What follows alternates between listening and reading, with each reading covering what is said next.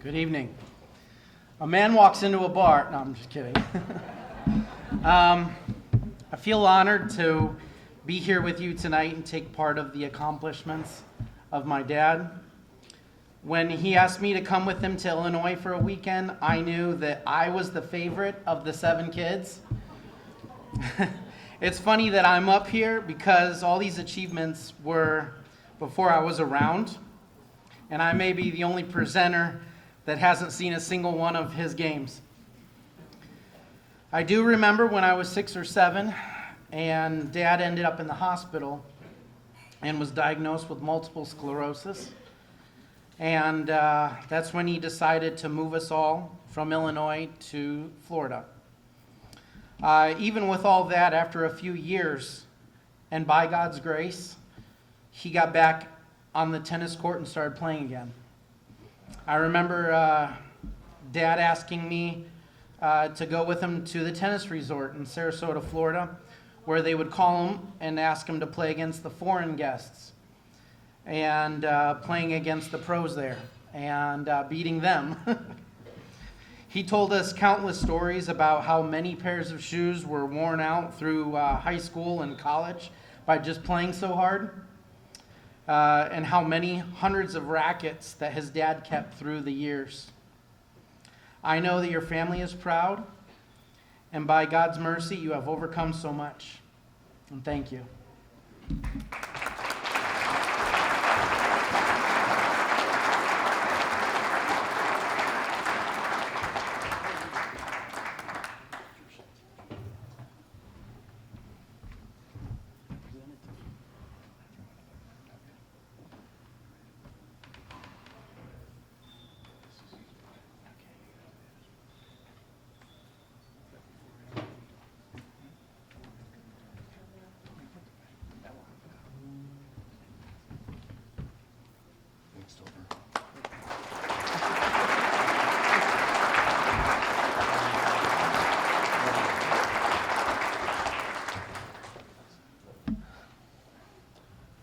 I don't know about you guys, but this is awfully cool. This is really neat. When Carrie's son called me and said, "You've been inducted to the Hall of Fame," I thought, no way. There are so many athletes that come out of Elgin that are so much better than me, but I tell you, I'm humbled and honored to be here tonight. Topher, thank you for coming. I really appreciate it. And your son, Oliver, my grandson. It's fun to share things with your kids and your grandkids. Those are memories that are gonna last a lifetime. I want to thank the committee also. One guy, I won't mention his name, told me he voted for me. I don't know if that was the only vote I got, but thank you so much for this honor. I'd like to thank my wife, who hopefully is watching on YouTube. She couldn't be here tonight. Most of the time when I go anywhere, she travels with me. Just a brief story about her. 8 years ago, she was vacationing in New York, went to a family-friendly park with her friends, her girlfriends. They wanted to see waterfalls, so Carol went the wrong way, so she had to go backtrack, and she decided to take a shortcut. Well, the shortcut was all these big boulders that she could step on and then work her way down. As she turned to start going down, she flew off the cliff. She fell 30 feet, and she smashed her hip. She had surgery at the hospital in New York, and we found out just recently that they only did a partial hip replacement because she was in pain all the time. So 4 weeks ago, she had a replacement hip surgery and was doing very well. And then our goofy little 20-pound Chinese pug knocked her over. She broke the femur in her leg that was connected to the hip, and she's been recovering ever since.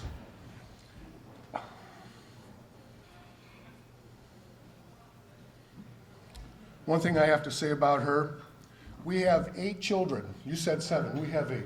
Don't you know how many you have in your family?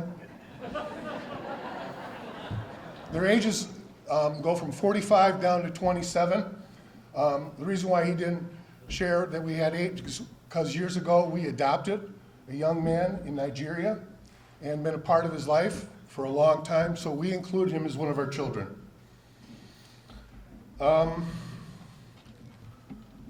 Tonight you'll be hearing some things that you've never heard before. You'll also be hearing some things that you might remember, and also want to share with you at the end a few miracles. From the beginning, I was born August 10th, 1952 to Chuck and Virginia Pokorny at Old St. Joseph Hospital on the east side of town. I was the first person to welcome two people into the world. Carrie and Sherry's son were born August 11th, 1952. So I've known them for 71 years. Boy, does time fly. My tennis career began in 1960. We used to live in Black Hawk Manor. Is it still called that, the north end of Elgin? Black Hawk Manor. We moved to 12 Warwick Place, which was right near Channing Park. I knew nothing about tennis, but I loved watching the people play. So for the first 2 years we were there, I just watched people play tennis. When I was 10 years old, I bought my first tennis racket. It cost $2 from a guy named Wayne Zavara. Well, when I brought it home, my little brother Mike decided to hit rocks with it. He finally broke the racket, and he got in big trouble, and boy, was I glad. I was a self-taught tennis player. We couldn't afford tennis lessons, but that was okay, because my brother and I worked very hard together. There was a backboard, if you ever seen Channing Park, it used to have one anyway, a backboard, and we were there every day hitting against that backboard. The first title I ever won in Elgin was the 14 and under boys when I was 12. When I was 14, I won the 18 under boys. I beat Dave Lowe's. Some of you might know him. He played #1 for Elgin High School. I was very serious about my tennis. I wanted to go to college, and I didn't want my parents to have to pay. So, at age 16, At age 16, I won the men's division at Elgin, and I never lost for the next 10 years.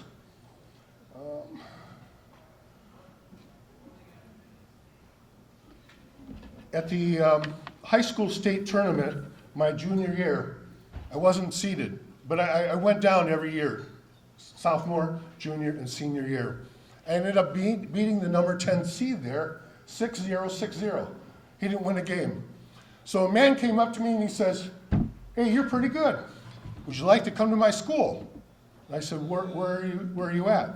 He said, "Indiana State University." So right there as a junior, I committed to go to Indiana State University for 4 years on a tennis scholarship. My senior year, I did an unbelievable job. The guy that I ended up playing was a third seed. I was in the 4th round, and it was very hot that day. And I was beating him. I won the first set. I was winning the second set, 4-2. So the match was almost over, and all of a sudden I developed cramps. And let me tell you how these cramps were. The cramps went from my feet all the way up to my back. And I found out later that if it had gone to my heart, that it had been it. But during this match, everybody heard, or there was a buzz around there that Max is beating a player that is nationally ranked. So we had people all around the tennis court. First time I ever played in front of a big crowd. But the third set, I started out beating him again, but as soon as the cramps hit, I was done. All right, in college, at Indiana State University, I had the privilege to play a lot of really, really good players, particularly 2 players from Australia. One was the #1 singles champion, the other one was the #2 singles champion, and I beat them that year. It was a great accomplishment, and I really enjoyed it. My doubles partner and I played at the NCAA tournament in Notre Dame, and we played against the 7th seed, okay? And we were beating them. We were beating them badly. And we said to one another, "This is really cool, we gotta keep this up." Well, we ended up losing, we choked.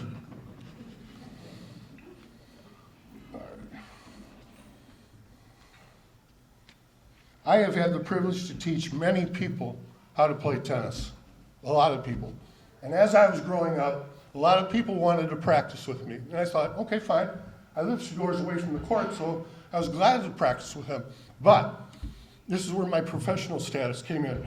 I told them, if they want to play with me, you have to play a set with me, and I will give you 2 points every game, and I'll let you start out with a 5-0 lead. There's only 6 games in a set. I never lost a match. My prize was a Prince Castle trash can malt. So my younger years, that's what I used to do. I used to compete professionally against these players.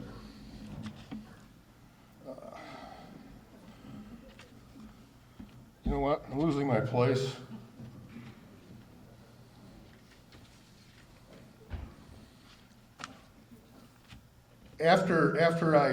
While I was in college, my brother played at Elgin High School also. And his senior year, he was in the district final, and the score was 4-2. This is a guy he beat many times before. So, it started to rain. Listen to this.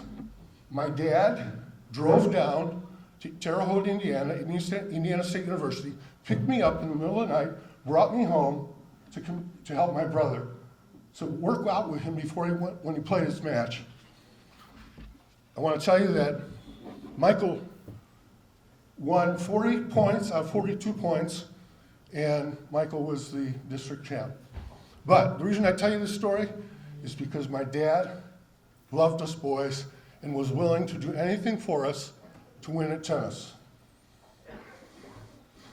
Greatest day in my life was in 1985 when I pulled off the road in my car and I decided to surrender my life to Jesus Christ. Oh, something I forgot to tell you. My dad, he wasn't a coach per se in tennis, he was coaching other sports, but he was a motivational coach. And here's, I want to share with you what he would do for us. He would put a sign over the toilet that said, concentrate. So every time we went to the bathroom, we saw that sign. Then on the other side, on the linen closet, he put a sign there saying, cream them. That's the attitude he wanted us to have. And then there was another thing that he did, I don't know if I should share this or not. I was playing a match, you might need some water. I was playing a match and I lost horribly. So my dad sat me down on the bench and he said, son, I want you to know something. I work harder when I go to the bathroom than you did on the tennis court.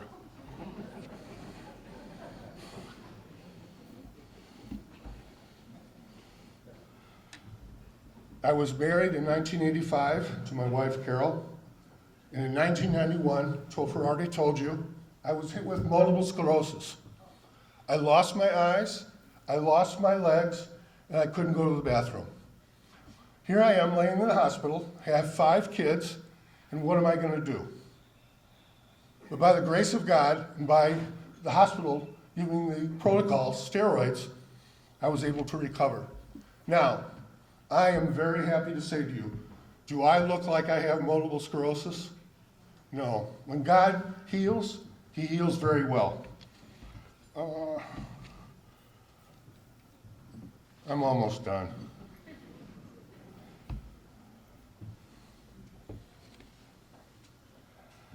I'll share one more story. There's a bunch here I could tell you, but I don't know about you, but as you get older, when your parents die, you have to decide with your family what to do with the finances that they left you. Well, we had a situation in our house, and we split the money with my wife's brother, and he wasn't happy. So he lived in Augusta, Georgia. I live south of Sarasota.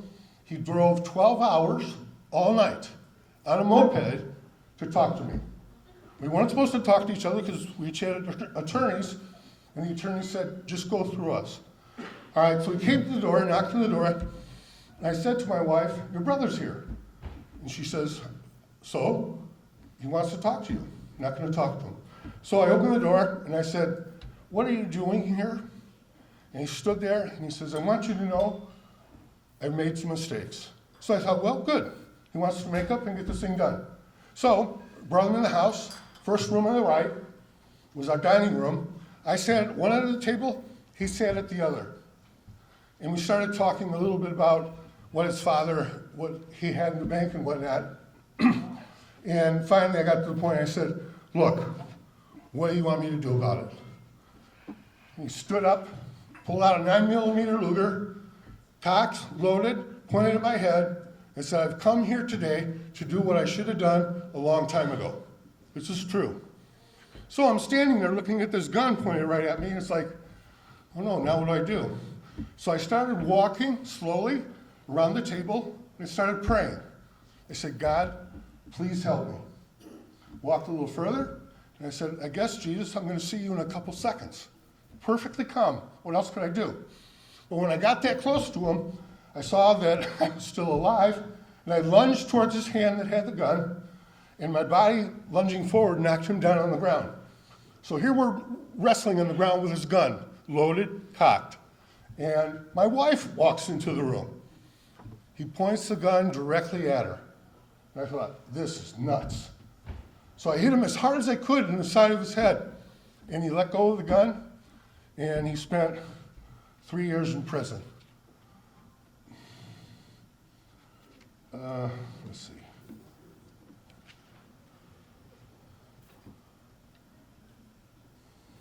One thing in my life, as I've gotten older, is I finally understood something. All of us, at one point in time, are going to die. And what happens to you then? I found out that none of us, I understood this, none of us can go to heaven by our good works. So, when I was in the hospital in 1991, and I had MS, I was laying on the bed, and I don't know if you've ever done this before, but I made a deal with God. I don't know if God makes deals, but I made a deal with him. I said, Lord, if you get me out of this situation, I'll do anything you want. Anything. Well, the Lord always answers the prayers of his children. The answer might be yes, the answer might be no, or the answer might be wait until I tell you. 10 years later, I became a missionary evangelist. I've been around the world, literally, 10 times, telling people about the saving grace of Jesus Christ. If anybody here, and I know this is not supposed to be done now, but this is my heart. If anybody wants to talk to me about that tonight, I'd be glad to do it. One more thing.